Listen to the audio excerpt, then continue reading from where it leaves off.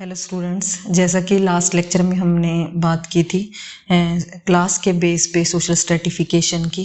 आज के लेक्चर में हम जेंडर के बेस पे सोशल स्ट्रेटिफिकेशन की बात करेंगे। ये भी एक परमानेंट एंड ओल्डेस्ट सोर्स है स्ट्रेटिफिकेशन का, सोशल स्ट्रेटिफिकेशन का। पर क्योंकि कास्ट सिस्टम और सोशल क्लास जो है उसकी इतनी ब्रॉड हिरार्की थी, तो ये जो है जेंडर जो है वो इसी में कास्ट के अंदर ही और जो सोशल क्लास है, क्लास के बेस पे जो स्ट्रेटिफिक उसके अंदर ही फंस के रह गया, उसकी तरफ अलग से कोई ध्यान नहीं दिया गया। पर ये भी एक जेंडर भी एक स्ट्रेटिफिकेशन का ही एक सोर्स है, सोशल स्ट्रेटिफिकेशंस का। अब सबसे पहले तो हम बात करेंगे कि जेंडर क्या है।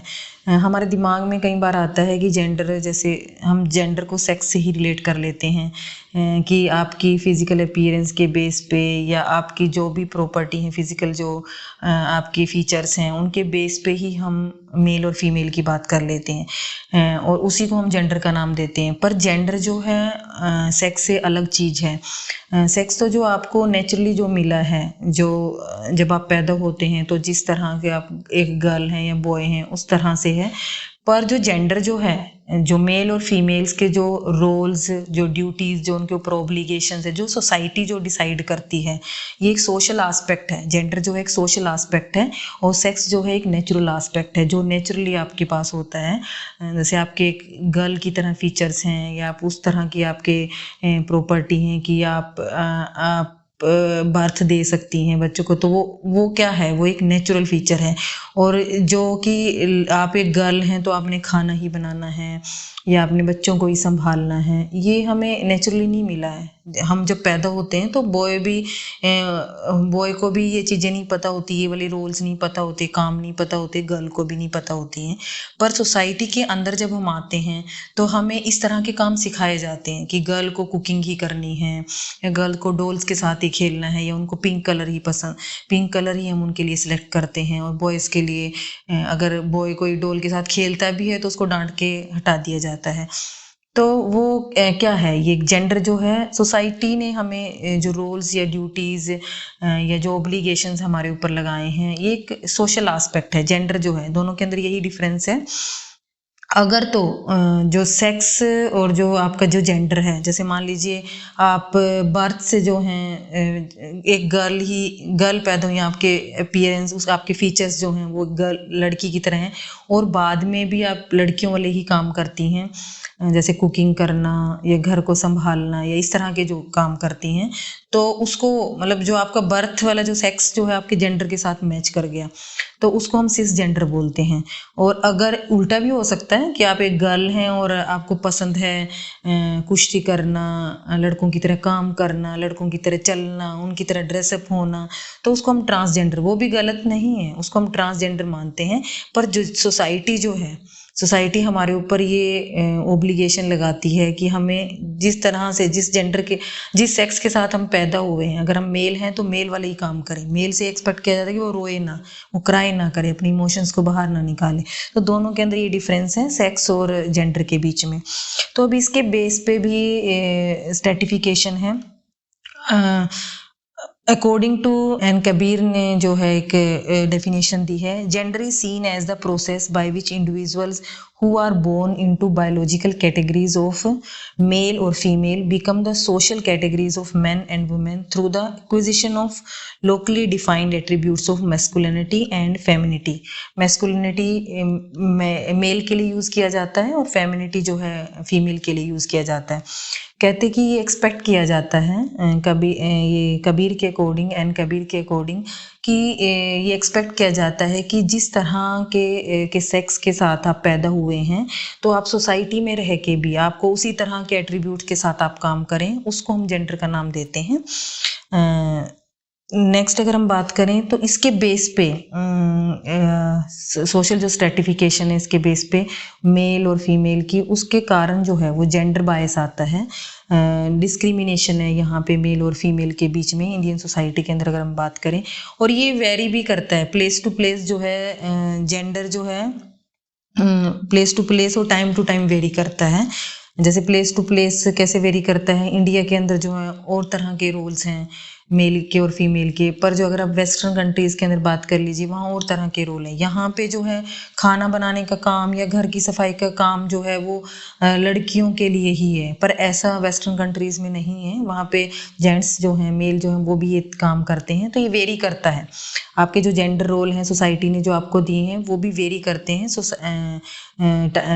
टाइम टू टाइम भी वेरी करते हैं और प्लेस टू प्लेस भी वेरी करते हैं। टाइम टू टाइम भी किस तरह से वेरी करते हैं, आज से अगर हम 15-20 साल पहले की बात करें तो लड़कियों को बिल्कुल ही जो काम थे वो लड़कियों के ऊपर ही थे। सब कुछ लड़कियों से एक्सपेक्ट किया जाता था। इस तरह के जो काम हैं, कुकिंग करना, बच्चों को रखना, घर से बाहर ना जाना, रात को बाहर नहीं निकलना, इस तरह की जॉब नहीं करनी, इस तरह के कपड़े नहीं पहने।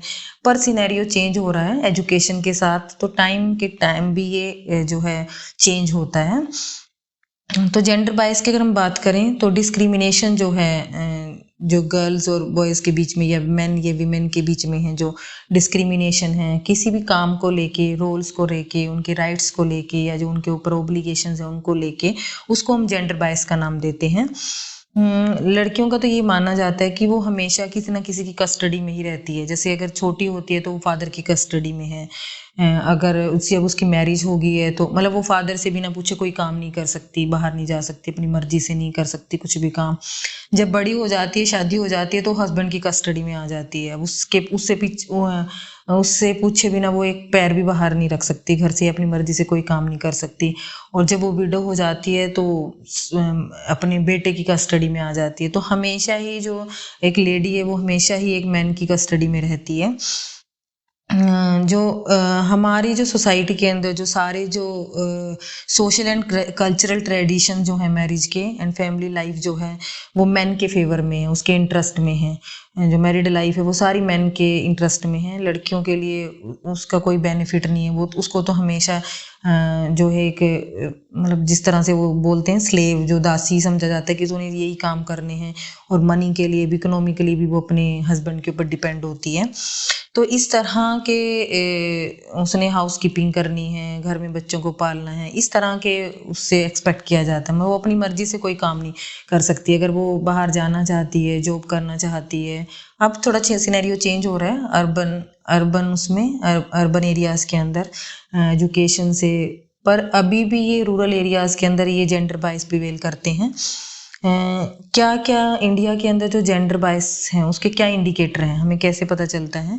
अगर हम सेक्स रेशो की बात कर लें, सेक्स रेशो जो है मेन और वीमेन का जो सेक्स रेशो है वो हमारे यहाँ क्या है, सेक्स रेशो कैसे काउंट किया जाता है?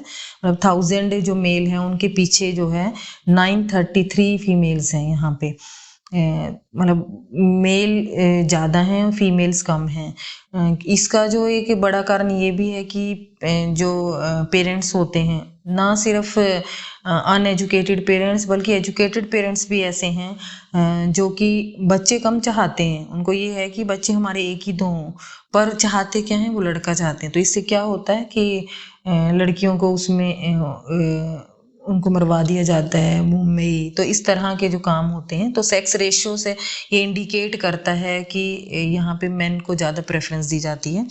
दूसरा, अगर हम लिटरेसी रेट की बात करें तो यहाँ 2001 में जो सेंसस आया था इंडिया का, उसमें बात जो विमेन का जो लिटरेसी रेट था 54% था एज़ कम्पेयर टू मैन का जो लिटरेसी रेट 76% था। तो यहाँ पे विमेन जो हैं ज़्यादा लिटरेट हैं, उनको पढ़ाना नहीं चाहते हैं, घर वाले उनके ऊपर पैसा नहीं खर्च करना चाहते हैं। तीसरा जो है enrolment ratio at elementary stage. हालांकि गवर्नमेंट ने बेसिक एजुकेशन की बात की कि इतनी सारी फैसिलिटीज़ प्रोवाइड करी हैं, तो एलिमेंट्री जो एजुकेशन है, शुरू की जो एजुकेशन है, वहाँ पे अब भी एनरोलमेंट जो है उसका रेशो देखिए किस तरह से है। 2001 और 2 के सेंसेक्स के अकॉर्डिंग ही 91% जो है एनरोलमेंट बॉयज़ का है और गर्ल्स का सिर्फ 74% है। इतना डिफरेंस है दोनों के एनरोलमेंट में। सिर्फ ये तो प्राइमरी एजुकेशन की बात है। अगर हायर एजुकेशन में ले लिए तो वहाँ तक जाते जाते तो वीमेंस का जो परसेंटेज है वो बिल्कुल ही कम हो जाता है। अगर हम नेक्स्ट हायर एजुकेशन की बात करें तो यहाँ पे जो वीमेन का जो, अगर हम 1950-51 की जो बात करें, वहाँ पे हायर एजुकेशन वाली जो लेने वाली जो गर्ल्स थी वो 14% थी। और अगर 2001 और 2 के सेंसस की बात करें तो अब 40% है। अब ज़्यादा नहीं बढ़ा है ये, देखो 50% तक भी नहीं आया है।